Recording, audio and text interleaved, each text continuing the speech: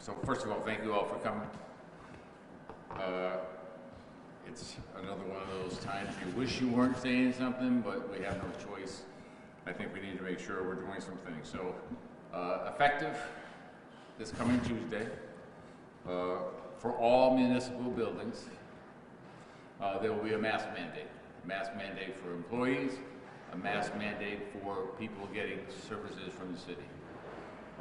Certainly we are cognitive of space requirements and trying to provide some flexibility, but our overall goal is the health of our employees and the health of our citizens.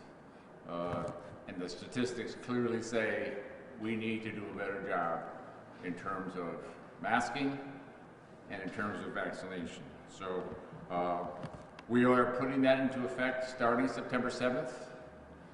Right now, we are putting it in effect until October 1st. We will review it September 28th to see what the new statistics indicate. I would love to have the new statistics indicate that we are going in the right direction and that as October 1st we can maybe alleviate some of these mandates. But that's going to take cooperation from everyone, our employees and our citizens. So that's number one. Second, while I will not mandate, and I cannot mandate all of our businesses to have their employees masked and have their customers masked, I want to encourage all of our businesses to, if not mandate, strongly encourage to the greatest extent possible all of their employees to wear masks. I do that for two reasons. Just in personal experience, when employees are masked, customers tend to mask as well. When employees are not masked, customers tend to be less fruitful in terms of masking. From an economic standpoint, it makes sense for those businesses because the more people that we have unfortunately affected by this pandemic, the worse it is for our economy, the worse it is for their business, the worse it is for their employees. They and we all need to be on the same page. We all need to understand that we have a responsibility not only to ourselves, but to everyone else. We are not immune from impacting someone else. We know the statistics clearly indicate that we have a responsibility to each other to keep each other as healthy as possible. And I am encouraging all of our businesses and all of our citizens to take care of each other and recognize wearing a mask, yes, maybe it deprives you some of your freedom, but ultimately it's going to give us the freedom to be the kind of community we want to be that helps each other and gets healthier. The last thing I want to indicate, statistics, and I've got Sean Gonsalves, Director of Board of Health, and Debbie Shire, our nurse from the Board of Health, that'll share some statistics. But the reality is our vaccination rates in Holyoke and in Hampden County, for that matter, are nowhere near what they should be. I am encouraging every employee of the city of Holyoke to understand the statistics. Look at what the statistics say in terms of vaccinations and the pandemic.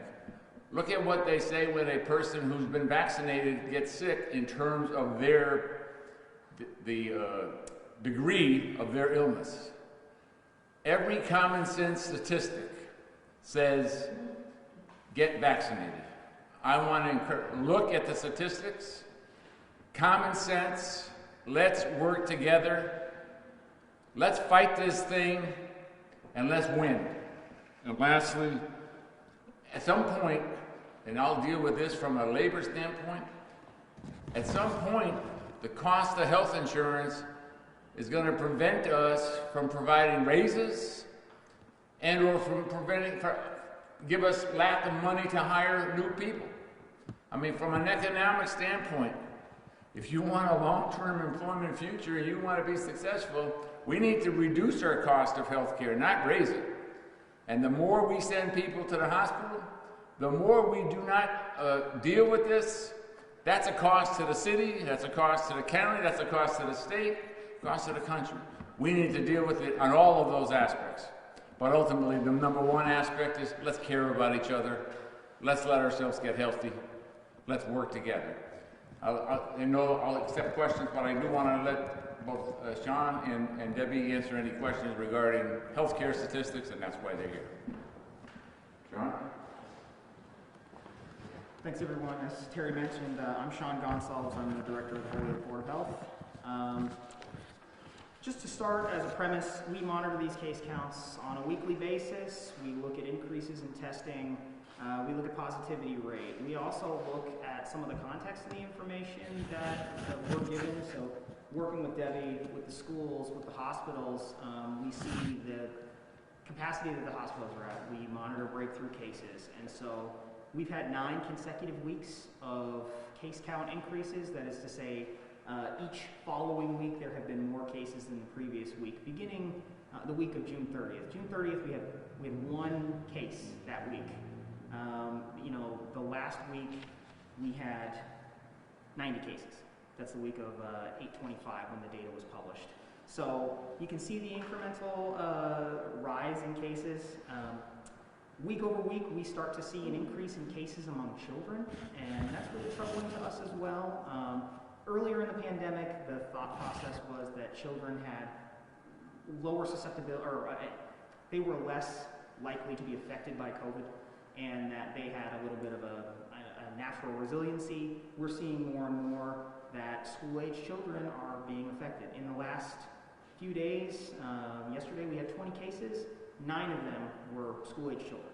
So that proportion is not constant. It's not every day that 50% of our cases are children, but it's a growing trend in Holyoke that more children are being affected by this. And children are dependent on their parents, and so if a child is affected, they're going to bring that home. Parents are going to interact with them. They're not able to maintain distance as you might from another adult, and that increases the likelihood of spread in the community. So it's one aspect that we're really grappling with that we didn't have to deal with so much last year when schools were closed and when there wasn't the same amount of businesses and enterprises being open.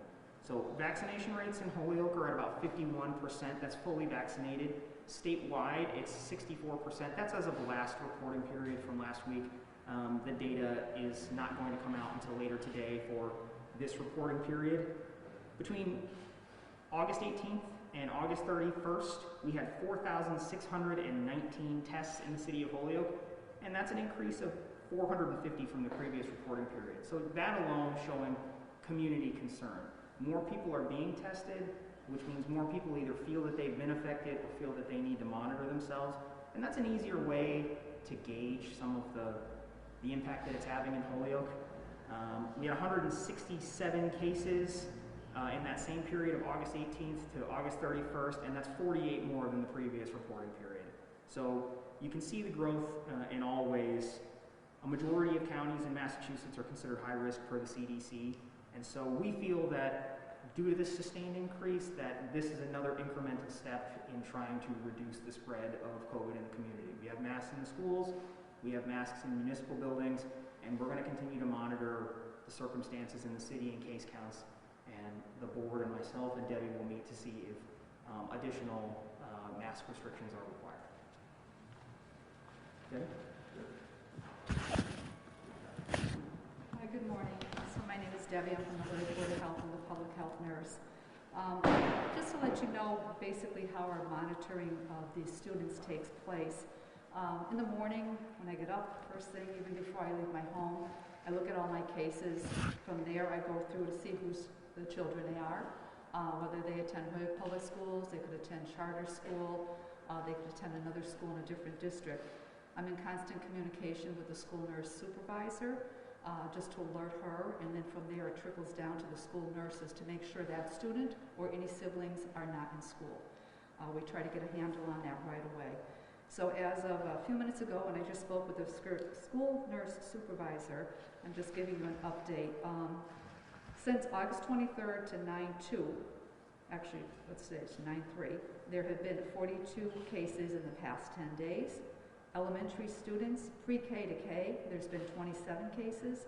High school students, grades 9 through 10, are 10 cases, and the staff are 5 cases.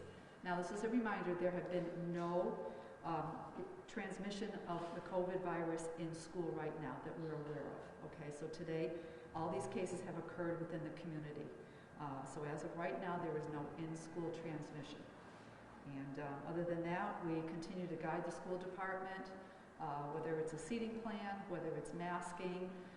Frequently, I go with one of the inspectors and we go through the schools and just keep an eye out. And we give a gentle reminder if we see people with masks down. But we're always in communication and we're always there to assist them. Thank you. Thanks, Deb. So obviously, we're here to take any questions we have, but I want to thank Sean and Doug for, we've been meeting.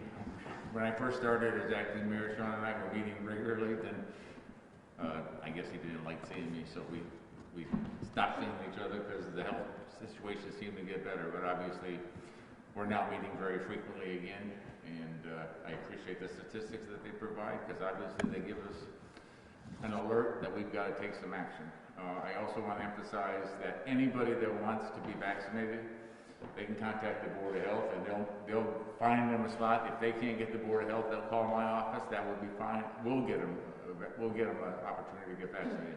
But we need to work together, and it's a life-saving situation. It's an economic situation. It's a vitality situation. We just have to deal with it. So we'll take any questions that you might have. Sean, can you remind me of the demographics? Sure. Who's not being vaccinated? Is there an age group, a section? So in Holyoke, I will say the areas where we have our lowest vaccination rates are the 20 to 29 group and then the 12 to 19 group. So that's really where we're seeing the lowest rates. And that's not just representative of Holyoke. That's actually pretty typical throughout many communities in Massachusetts. There's been the least amount of availability to the 12 to 19 age group for vaccinations, so they sort of had a slower start anyway. But then we still do see some parents who have concerns. Maybe they're not ready to have their children vaccinated yet, and so we have vaccination clinics in the schools to try to make it as readily available in a comfortable setting as possible, but we still don't see the vaccine response and urgency that we have seen in some of the higher age groups. So in our 65 and older groups and in our 30 and older groups, we're getting closer and closer to the state average every day. In the younger age groups, that's slowing. Among the Hispanic and Latino population as well, those vaccination rates are a little bit lower. So we have constant vaccine outreach. We have vaccine clinics that are happening every week. We have one at the Holyoke Mall this weekend. We try to make it as available as possible. We try to make it in environments that are perhaps not as intimidating to people outside of like a medical setting or outside of the clinical setting, which some people are very uncomfortable in, but it is the younger crowd that we're struggling with. What kind of calls are you getting from people, or emails? Are you still battling that misinformation? Because we've been talking about that for some time. We don't directly see too much of the misinformation, but even when the schools moved to announced that they were going to have masking in school, we got a couple of complaints from people who feel that they should be able to make the decision for their child, or that they don't like the idea of the schools or the government setting the tone. And people are welcome to their opinion, and we try to respond, not necessarily in a combative sense, but just look from our perspective. We're trying to protect the group. Children, certain people don't have the agency or the ability to not be in those environments like an adult would. You don't have to go into a restaurant if you don't want to. You don't have to go into certain businesses, but children have to be in school. Certain people have to be in facilities, and so requiring these masks, for instance, is a way to protect people that don't have the ability to make a choice, where some people may. So the Pfizer vaccine is FDA approved right now. How do you convince this age group to get vaccinated? I don't know that there's an answer there. I'll say that. If you listen, if you look, you'll see, we advertise in the mall at the digital kiosk. We have video that runs there. We have information that runs there. We advertise on the side of PVTA buses. You hear it on the radio. We have festivals. We have events that happen in Holyoke. There was just one on the 28th with music and food.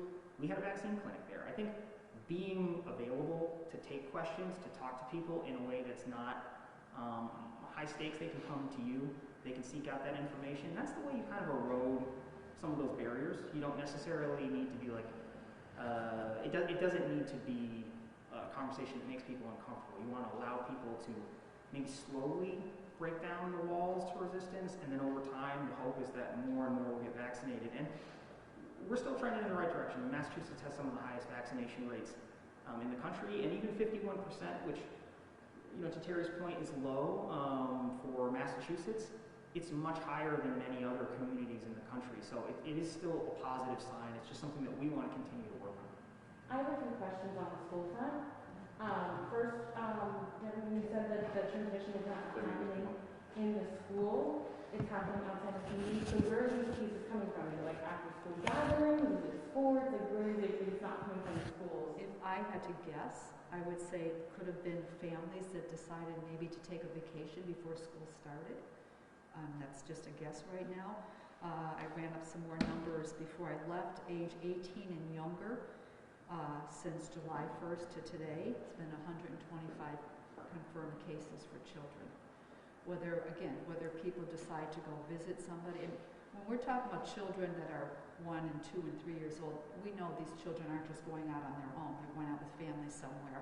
So whatever families are engaging in, whether it's another family member that tested positive, or maybe they took them on a vacation somewhere. Obviously, they're getting it from someplace, and I'm very much concerned about the amount of children, the increase in children. And holidays, like I said, we're coming up. We've got Labor Day, we've got Columbus Day. Football season's coming. People are going to be inside. There's going to be more gathering inside as opposed to outside. So it's just an element of concern thrown in here again. And the home has been, throughout COVID, the number one area for transmission. People don't tend to mask in their home, people tend to be closer quarters in their home, and so that's been a contributing factor. I have another question too, just to follow up on this. You're for Denver there. So from what I checked on Wednesday, the cases stood at 28. So now there's 42, so that's a 14 case jump in just 2 days. So what's the concern, especially as Jesse is saying no remote learning this year? Well, two things. Again, right now it looks like a lot of what is happening is not necessarily happening in the school. So let me start with that. So that right now, as I understand from the superintendent, students and all staff are really sticking to the mask mandate. I will say, and I know Deb has brought this up to me a few times, we got to make sure that it's over everything and not just more comfortable, if you will. So that's one thing. So far, it hasn't been school cases spreading as much as community cases that then affect some of the kids in school. So that would be one thing I want to emphasize. So education, and we've got to be able to educate our kids, because Holyoke already has a history in the last few years of being behind academically. We've got to catch up. And we got the health of the kids that we have to concern ourselves with. We also got the future of the kids that we got to concern ourselves with. So we got to make sure it's as safe in the schools as possible, which I think we're doing. But it would be safer if more 12-year-olds to 18-year-olds were able to get vaccinated, if we had less spread throughout the community. So again, it's a community effort. And trying to get people who are not in those levels of high vaccinations, I try to reach out to their heart. They all know some kid that's 2 or 3 years old. Do you want to be someone that because you have this feeling that you want to have, that you don't feel comfortable, that you get the pandemic and then you end up spreading it to someone that you love? I mean, think of it that way. I want people not to think of we're trying to mandate something. We're trying to help make the community safer. And everybody loves someone. So it may be your grandparent, it may be your young niece. Let's make sure that we do what we can to keep them healthy. I don't think there's anything more crucial than expanding that vaccination. Right. And at this time, do you know, if these kids are missing school, how do they set up? How does that count? Is it extended periods? Do you know that at this time, or is it still too early on? To in terms of academics? Yes. Yeah. Right now, it's my understanding, they're trying to make sure they have extra tutoring, but it's still not the same. If you're out of school for 2 weeks, it's very difficult for that kid to be able to catch up and come back and be comfortable catching up. Yeah. The schools have the testing policy in place, so they're able to use Binance Now tests. And so if you're a close contact in the school to a school-based exposure to a positive student or a staff, you're able to get tested on a daily basis. And so last school year, if you were a close contact, you would have to go home and then you would miss 7 to 8 to 10 to 14 days, depending on the circumstances. In this case, the state has created an opportunity for the school to continuously test these children with parental consent. And that opportunity means that if you're exposed, they'll test you every day. If you're negative every day, you remain in school. So fewer children are missing fewer days. And that's one way to sort of mitigate some of the loss of school time that we had last year. Sean, what's the lag time in the data? Is it still a little bit more real time? I remember this being a few-day lag time. It's still weekly. about 3 days? Yeah, I mean, so we get a lot of our data, we get case data every day. So that, I'll say, that comes from Massachusetts Virtual Epidemiological Network, it's called MAVEN. Those cases come down every day. We can talk to an epi every day, but some of the more macro statistics about testing or about community-wide case counts, because we can add them up day by day, but the numbers in a nutshell, they come out weekly, and when they come out weekly, they're usually 3 days behind. So information that's going to come out today will be tabulated by the state midweek, and then it'll be released Friday afternoon or Thursday afternoon. And Mayor, how are you preparing for any resistance from city employees who don't want to wear a mask or what are the consequences? Are there any consequences? Yes, there'll be consequences. We need to work together, and this is for their own good and the good of their fellow employees and the good of the community. We have to accept that responsibility. It is a health issue. It is a safety issue. And obviously, when they're in their own office and their space, the mask mandate is not there. But when they are within close contact, when they are serving the community, the mask mandate is to be mandated.